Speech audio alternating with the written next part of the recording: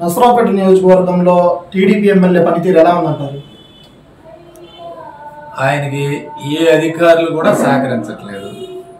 అధికారులు అసలు ఇతను ఎమ్మెల్యేగా కూడా లెక్కేసుకోవట్లేదు. ఏ పని అని చేయట్లేదు. అసలు ఒక ఎమ్మెల్యే పొద్దున్నే మున్సిపాలిటీలో తిరుగుతున్నాడు, ఈయన రోడ్లు ఊడుస్తుంటాడు. ఈయనకి ఒకటే పని ఊడవటమే. ఆ ఊడ్చేటప్పుడు కనీసం మున్సిపల్ కమిషనర్ అన్న ఉండాలి కదండి. మున్సిపాలిటీకి సంబంధించి అధికారులు రావాలి కదా, ఎంఈలు డిఈలు. అరే కమిషనర్ ఉండడు, డిఈ ఉండడు, ఏఈలు ఉండరు, ఎవరు ఉండరు.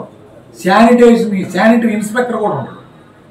మరి ఎమ్మెల్యే ఏం చేస్తున్నాడు, మరి ఏం చేస్తున్నాడు మాకేమవుతుంది. ప్రతిదానికి డబ్బులు కలెక్షన్ దందా. కోటప్పకొండ నుంచి మట్టి దోరుకున్నాడు. వాళ్ళ బంధువుని పెట్టి మొత్తం మట్టి అంతా నేనే దోలుతున్నా, ఆయనే అమ్ముతాడు, అక్కడ లోడ్ చేస్తాడు. ఒక్కొక్క టిప్పర్కి 3,000 రూపాయలు తీసుకున్నాడు. ప్రజలు తోడుకున్నాడు. ప్రతి వెంచర్కి డబ్బులే, అపార్ట్మెంట్కి డబ్బులే, ఏదైనా కన్స్ట్రక్షన్ జరిగితే డబ్బులే, ఇల్లు కన్స్ట్రక్షన్ కూడా కష్టం చేశారు. ఆఖరికి ఏ స్థాయికి దిగజారిపోయాడంటే నిన్న కోటప్పకొండలో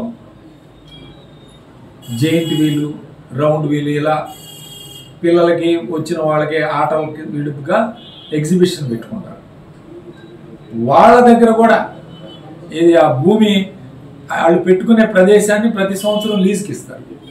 అక్కడున్న ఆ పొలం తాలూకా ప్రైవేట్ వ్యక్తులు వాళ్ళని నేరుగా వీళ్ళకి ఇవ్వకుండా వాళ్ళ దగ్గర వీళ్ళు తీసుకొని, ఆ ప్రైవేట్ వ్యక్తుల దగ్గర భూమి వీళ్ళు తీసుకొని వీళ్ళు ఈ యొక్క జెయింట్ వీలు, ఈ గేమ్స్ ఉన్న ఆ ఎగ్జిబిషన్ పెట్టే వాళ్ళ దగ్గర వీళ్ళు డబ్బులు వసూలు చేస్తారు.